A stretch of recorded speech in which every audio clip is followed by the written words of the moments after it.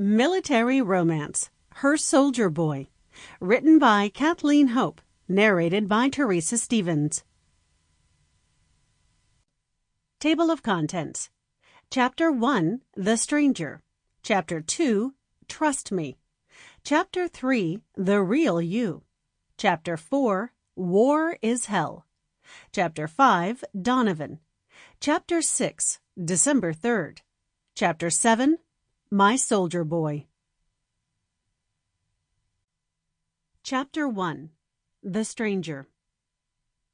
"There's that guy again, Regan. Look." I looked up to see the guy Shaquanna was referring to. He was the same guy who'd been coming into the coffee shop where I worked as a waitress every day.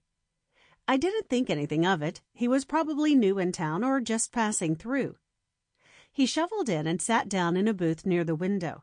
He carried a green duffel bag that he dropped on the booth seat next to him. I figured he must be military because his green looked army issue. I took a moment to study him. His medium brown hair was thick and in need of a haircut. Dark stubble marred his jaw, and from this far away, I couldn't tell what color his eyes were. "He's sitting in your section, Regan, as usual." Shaquanna grinned suddenly. "Why, I think you got yourself a secret admirer," she said in a fake Southern drawl. She gave the man a closer look. "Your mystery man could seriously use a shower, shave, and a haircut." I waved a hand dismissively. "It ain't even like that, Quanna. He probably isn't even thinking about me." She pursed her lips. "So explain to me why he comes here every day and sit in your section. Coincidence? I think not." I shrugged, picking up a coaster for his table.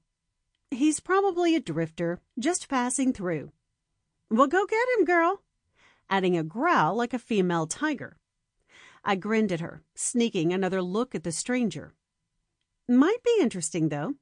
God knows I could use a little excitement these days."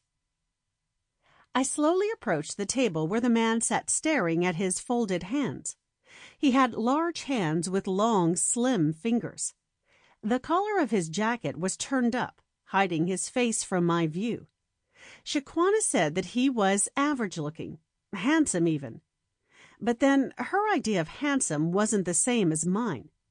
I suddenly wished I could see his face. "What can I get for you?" I asked as if I hadn't been standing there staring at him. He didn't look up, but I knew that he'd known that I'd been there the whole time. "Coffee, please," he said softly.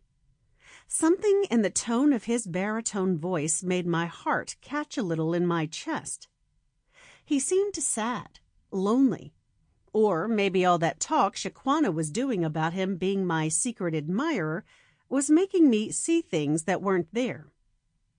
"Sure. Anything else?" He shook his head. "No, thank you." I went back behind the counter.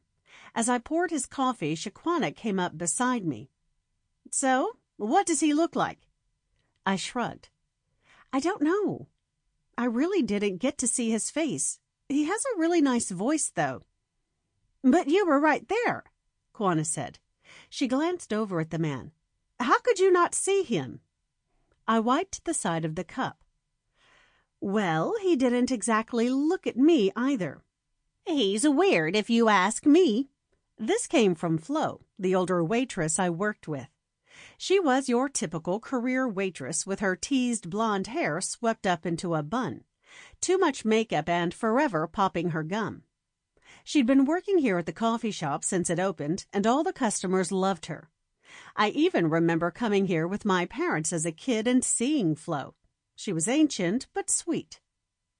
"Nah, Flo, he looks harmless," I said, grabbing a saucer for the cup. "Don't let that quiet demeanor fool you, sugar," Flo said, tucking her pen into her hair. "I've seen that same look he wears on his face on some Vietnam and Korean vets. They all seem to have that same quiet, haunted attitude." She pointed a manicured finger towards the man who sat still staring at his hands. "And if he's a military man, and I suspect that he is, he's a killer."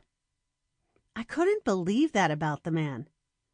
"Nah, Flo," I said again. "He seems too sweet to..." Sample complete. Ready to continue?